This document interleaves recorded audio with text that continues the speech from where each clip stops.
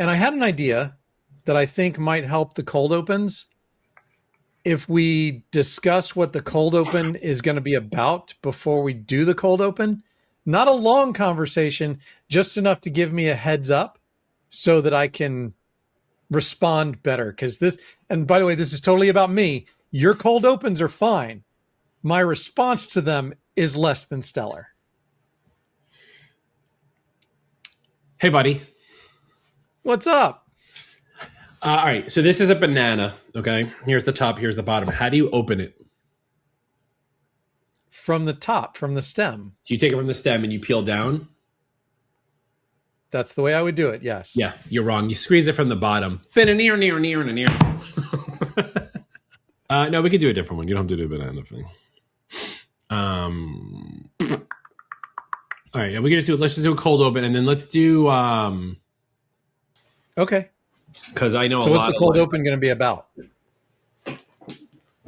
That's the point of a cold open. If I tell you in advance, this could be the cold open right here. You could start with what's the cold open going to be about, and me be like, it defeats the purpose, right? The cold open is the part where the talk show host comes out and says something to the camera, completely irrelevant of the guest or the topic, and also like the people don't know what he's going to talk about. As long as it's censored properly and the censor guy doesn't get all pissy, that's how cold opens work. And if you have a problem with that, you can email us at info@allthingsmsp.com. Near.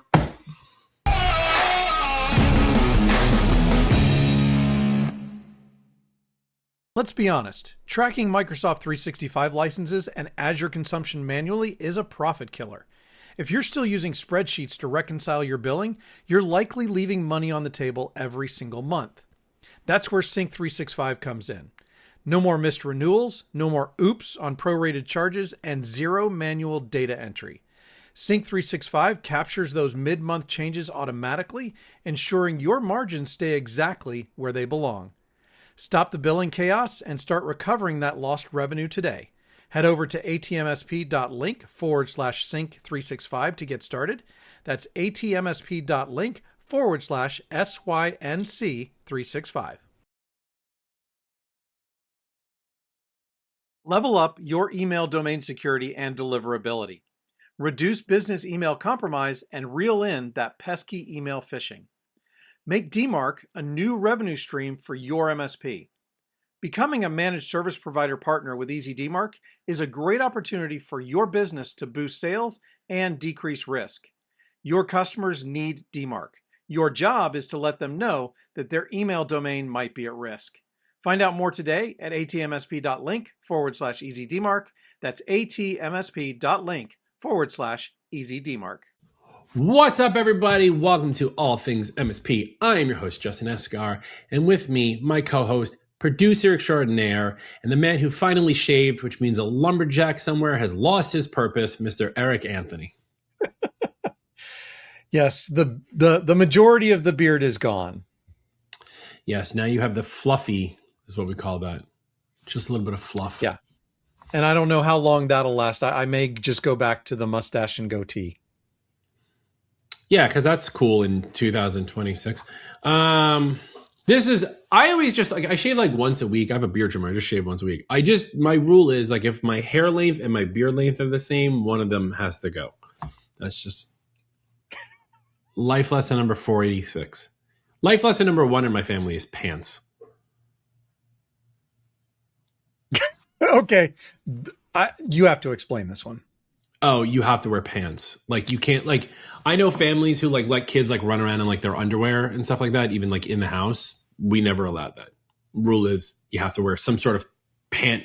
I mean, you can wear like someone wears a skirt or leggings or whatever, but the basic rule is you can't run around the house in your underwear. Okay. Never occurred to me to do that. Not as an adult, but like children. Never occurred to let my children do that. I feel like we should get on topic then. We probably should. They're waiting for it. They're waiting for it. So we've been talking a lot in the last couple of weeks about like profitability and revenue and money because we all love money. I want to kind of like we said that this was going to be like a 10-part thing, and then we were like, not really. We don't really know. But this is one of those ones where I feel like we can tie it with a bow and hand it off, which is that I've met a lot of MSPs, especially of recent, who are looking to sell their business, and the value of their business is way lower than they think it is, right? And I've also met, like, congruently a bunch of MSPs who see people who are selling their businesses and they're like, oh, I want to build my business up so I can sell it. But then when it comes time for them to sell it, guess what? The value isn't there because they ran it like a lifestyle business, right? Right. So I kind of want to get into this. How do you make your business valuable enough to sell it to someone? Because I have this friend who worked for somebody, and unfortunately that guy passed away like unexpectedly. And when we were talking about valuing his business, the problem was he had no contracts with clients, right? Yep. And so, like, his value, in my opinion, was zero. Now, the family or the estate got it evaluated by a business valuation and went through and did the EBITDA and the QuickBooks and the and they got some ridiculously high number. And I was like, yeah, but none of that translates to like working model when you go to sell it. It depends, right? Because a lot of times, in lieu of contracts, if those customers have been with you for 8-10 years, then there's kind of a lot of historical proof there that you don't so much need the contracts. Right? Okay. Yeah, sure.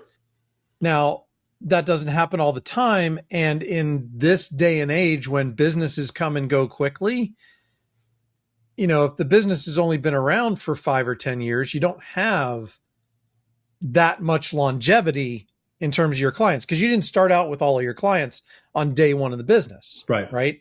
So it took you time to build that up. And so a lot of those clients are in less than 8 or 10 years of, you know, being your client. And so it doesn't count like that.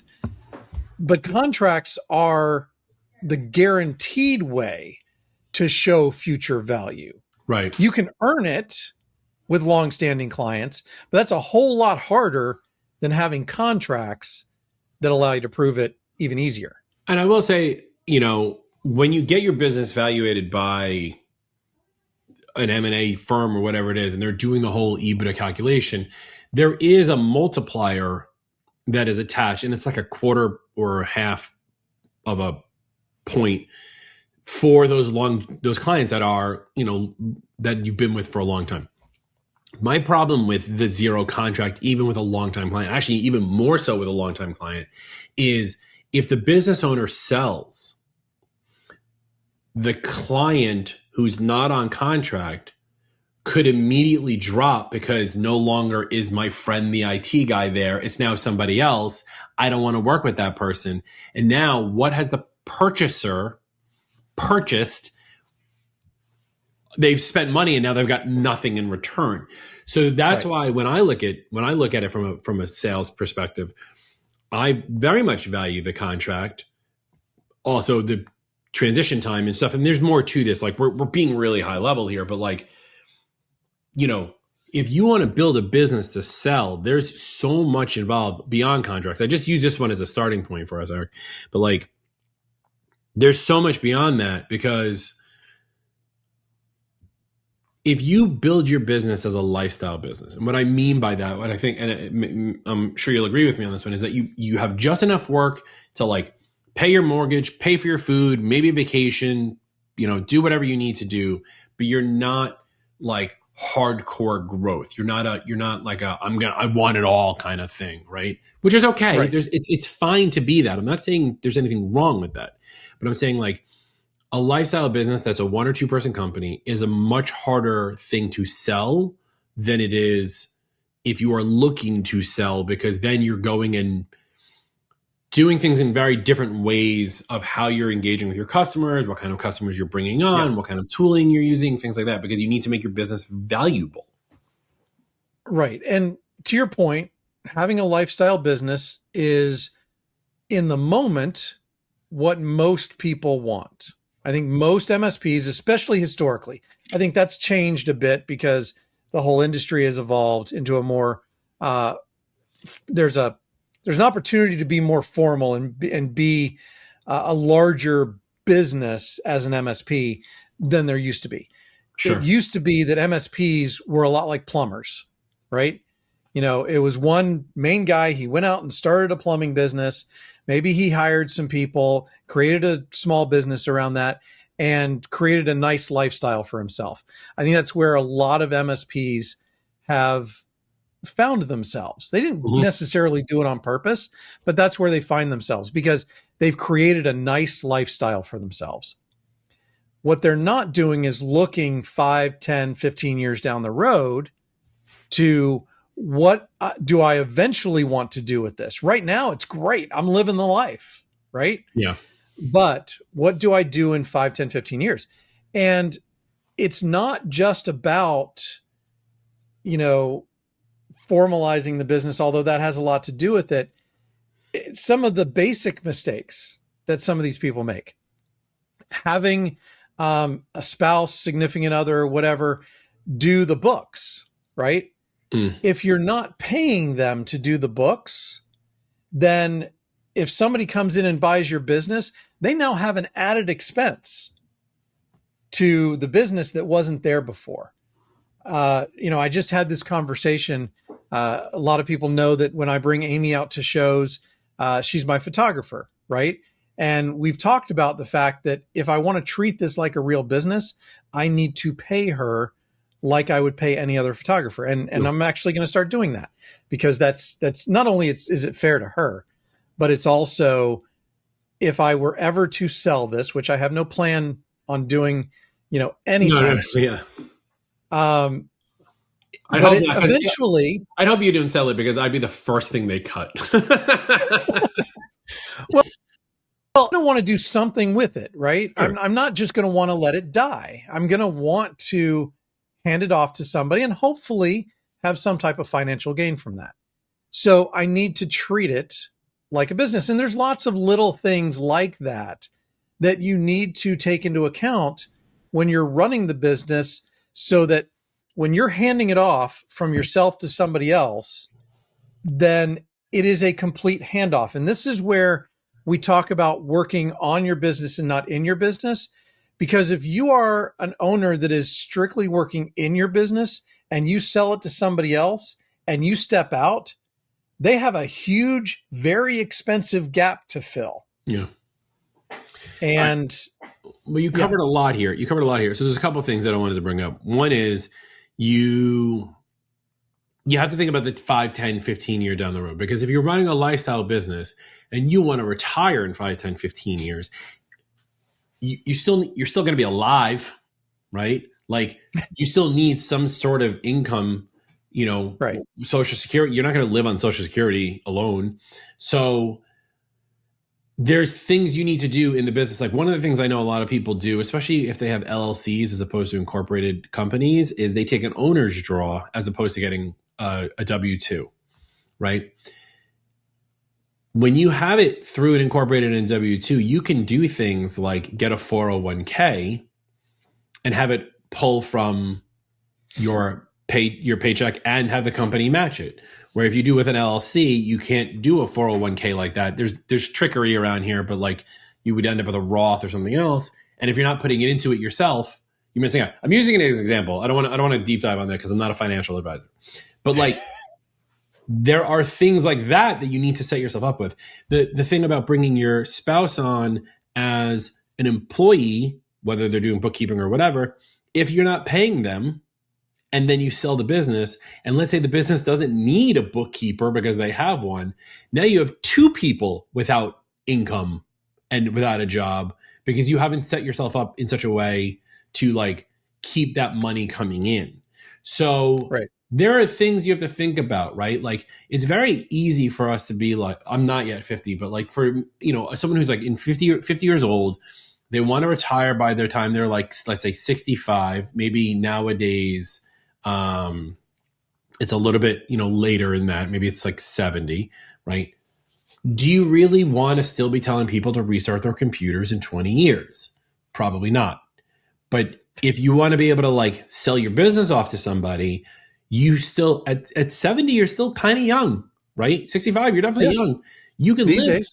Yeah, you can live for another 20 years, 25 years. How are you going to do anything?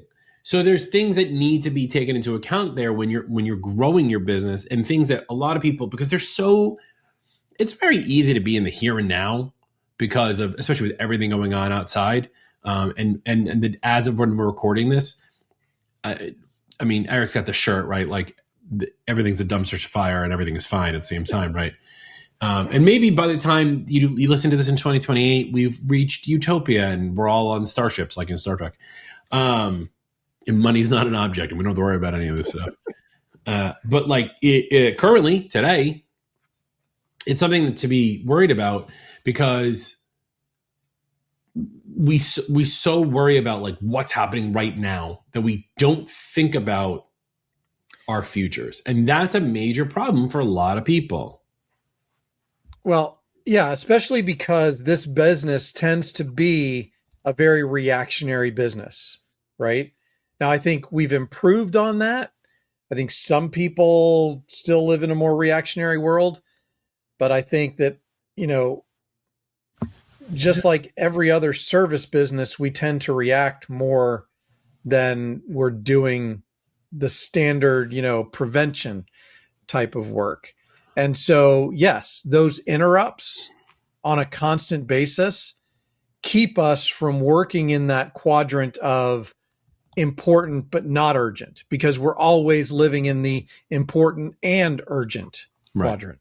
I think also this plays into why I personally like do all these other things. Like, a lot of times I get called out like, oh my God, I can't believe you're doing all these things. How do you do all these things? Where do you find the time?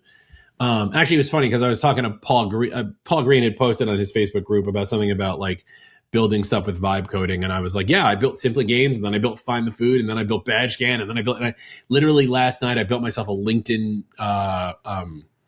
like post creator with a timer and everything like that, so I don't have to pay for other tooling or whatever. I think one of the reasons why I do all of those things is, whilst Virtua is my cash cow, my primary business, and it's not a lifestyle business, as I think I've proven on the show, at some point I'm not going to want to do it. I'm not there yet. But at some point, I'm not going to want to be doing it. I'm tired of telling people to restart their computer. Is it plugged in? What NIST means, right? And so I could sell the business and make a couple shekels off of it. But I'm going to need other things to keep me going until the end of time. Now, granted, we've talked about this. Like, I want a private plane with my like logo across the bottom. The stuff that I'm doing on the side ain't going to get there. I can maybe afford like a jet ski, like a Sea-Doo. By the way, I saw a truck the other day driving down like near my block with like it was like a flatbed, and it had like 6 or 7 like boxes on top of it, and they all said Sea-Doo, and I was like, oh, I want to rob that truck like in Fast and the Furious.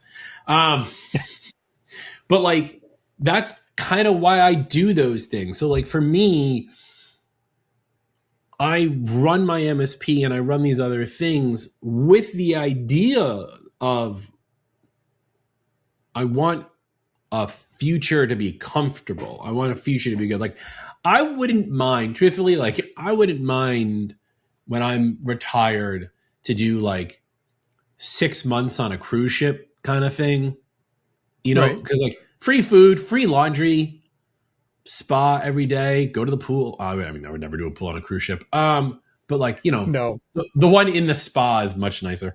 And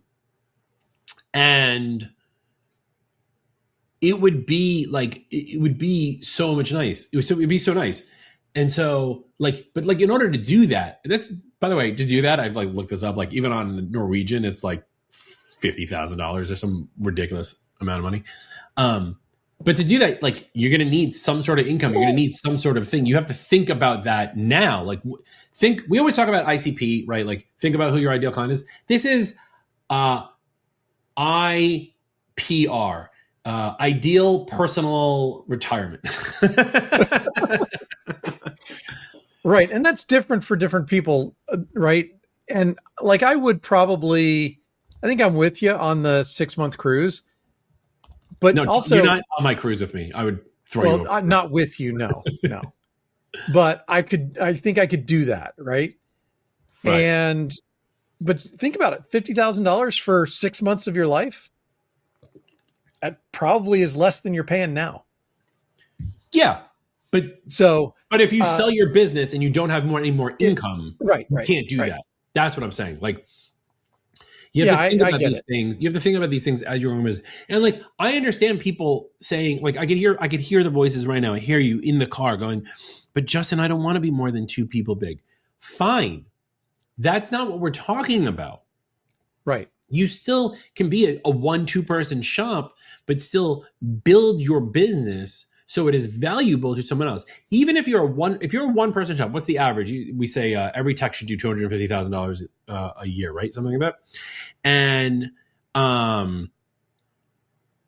if you're a single person and you can build a $300,000, $400,000, $500,000 a year business, that's valuable. And I mean, like, after all the math is done, not what you think it is, like legit $300,000 to $500,000 business. That's valuable to a company that's doing $2 or $3 million and would pay you for that business. And you can take all of that money. Let's say you make $500,000 on this. You could take $500,000 and then invest it in something and live off of that.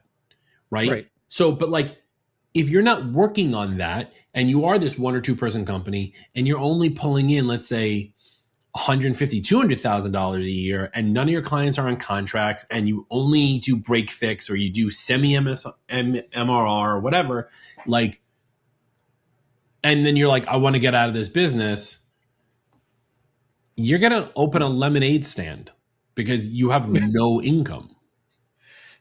Yeah. And a lot of this comes down to just running a solid business, right? Because, you've mentioned a couple of times the fact that, if you don't have contracts, people can just leave. Mm-hmm. Well, the sad truth about that is people can leave anyway. Because as good as contracts are, they're not bulletproof. And so it's always a risk. So what do you do to minimize that risk to the purchaser? You run a solid, documented, easy to understand business that anybody can come in and run, regardless of whether or not they have the technical background for that industry.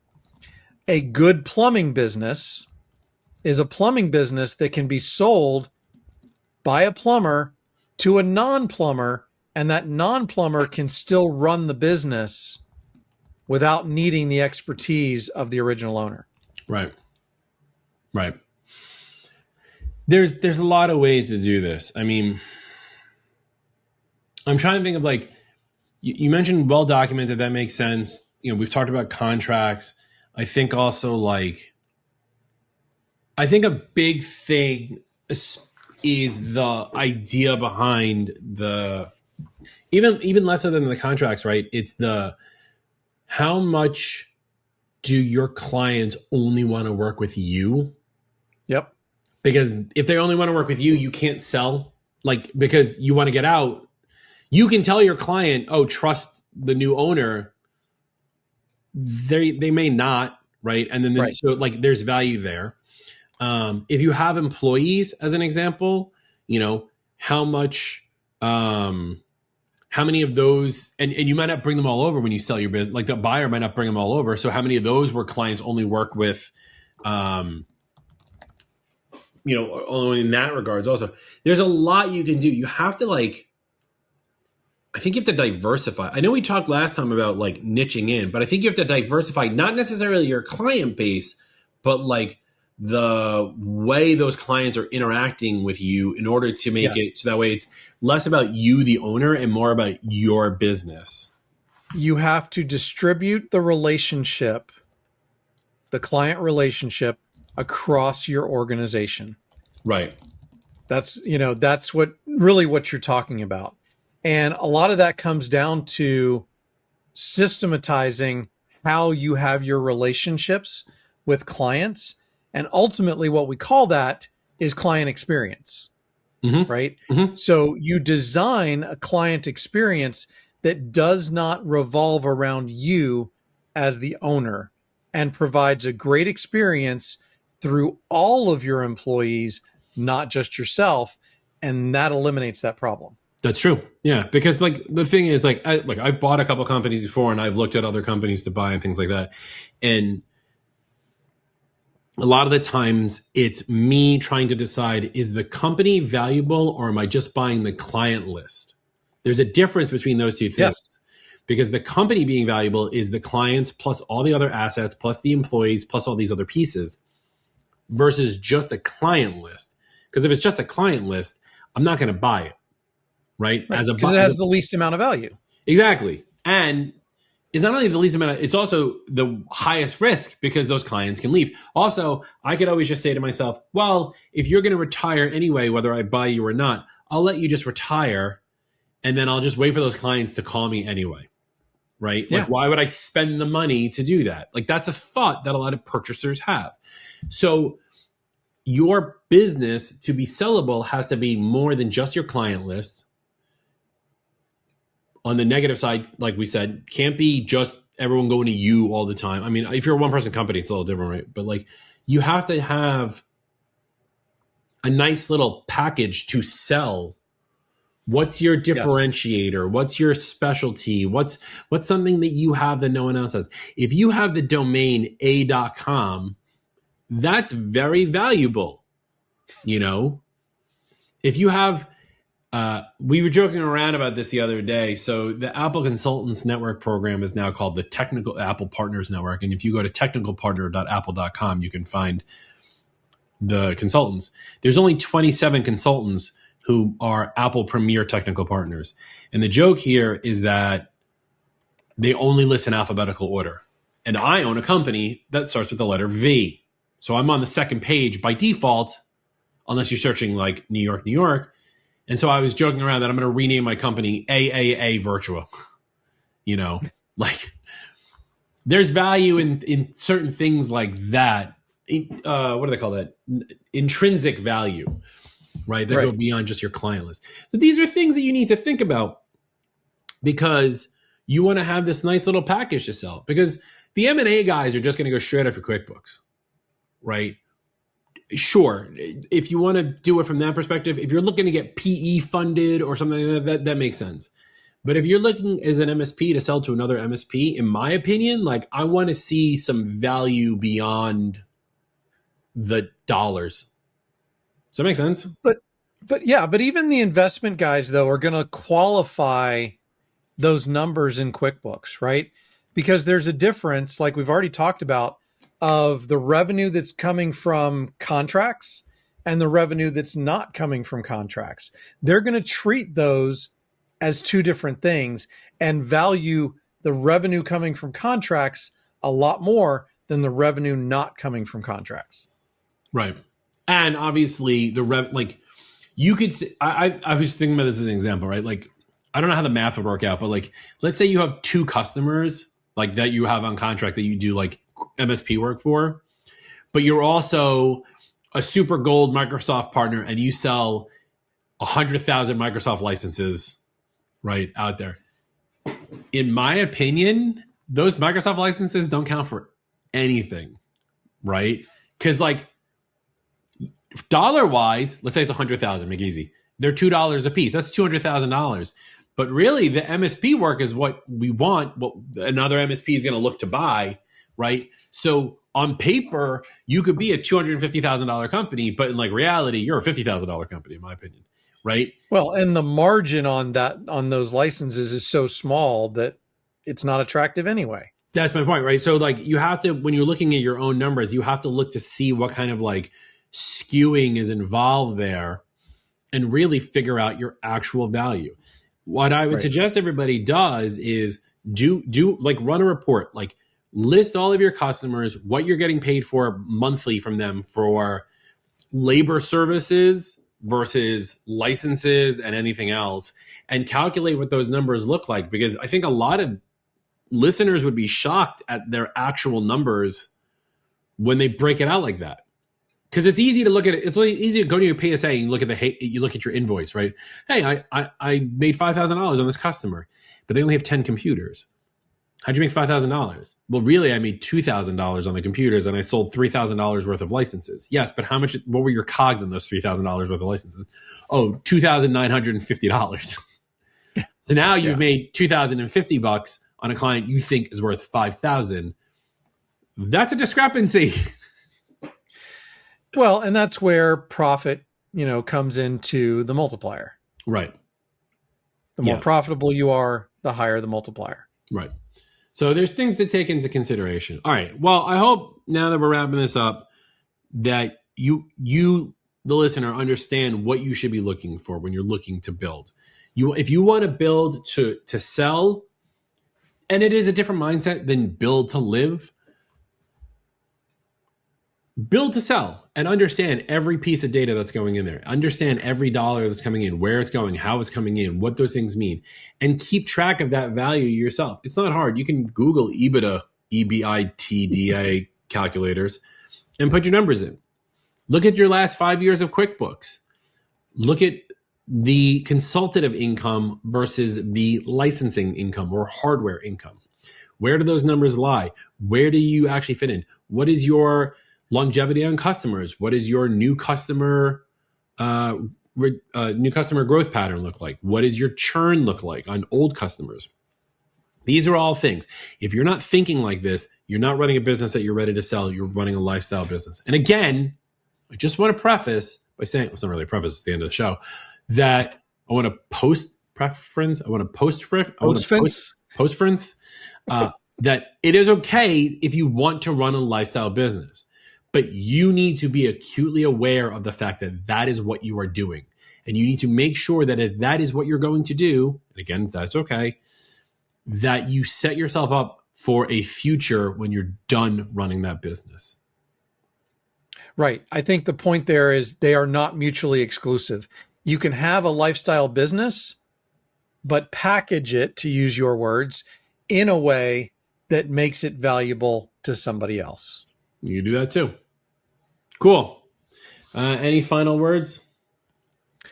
Just that, again, we have nothing bad to say about creating a great lifestyle for yourself. If that's your goal, that's great. But at some point, your life is going to change, and we want you to be ready for that change. And the work you put in now to create that better package, the better off it's going to be when you want to or need to transition your lifestyle. That's it. Yeah. Have a nice package. Check us out, facebook.com/group/at All Things MSP. Check out the YouTube glory and the new shaven, well, not fully shaven, but cleaner Mr. Eric Anthony at youtube.com/at All Things MSP. I have a neck now. You've always had a neck. You just had a neck beard. It was two different things. We're on LinkedIn. By the way, for those who are listening or hear our voices and decide to DM me on LinkedIn, don't DM me on LinkedIn. DM Eric. He's the one who picks all the topics and all this stuff. I get DMs all the time like, I would be a great guest on your show. I'm not in charge of that. DM Eric. You can find him. It's not that hard. I mean, if you want to DM me, DM me. DM me. If you're an MSP and you have questions, I will gladly answer your questions and help you with your business. You want to talk about what it's like to grow your business? I will gladly have those conversations. You want to talk about shows to go to? I'll be at Channel Pro in Chicago in May. Use coupon code Virtua. I don't know, something like that. I think it's free anyway. Use Virtua anyway. I think I get something from them. You do. They run a contest for the vendor that brings the most people to the show, and you want to bring home those awards. Well, if you're going to be in Charlotte, I think is the next one in April. And then Chicago in May, use Virtua and then do that. Other than that, like, subscribe, ring the bell. And by the way, if I meet you in person, say hi, or you meet me in person, say hi. I love meeting people. Quick anecdote before we end. I just met Joe at Channel Pro last week, and it took him a while to realize who I was, because like I was tired and I was quiet, and then I said something about, actually I think I said something about you and the beard, and he's like, wait a second, I know who you are. And then he stole my line because I said something funny, and he went, and I was like, don't do that, man. That's my line. Well, I'm glad my beard, got some notoriety. Your beard is triggering PTSD and MSPs, but that's a whole nother show. We'll leave that to Craig on the After Dark show. Anyway, that's Eric. I'm Justin. Bye.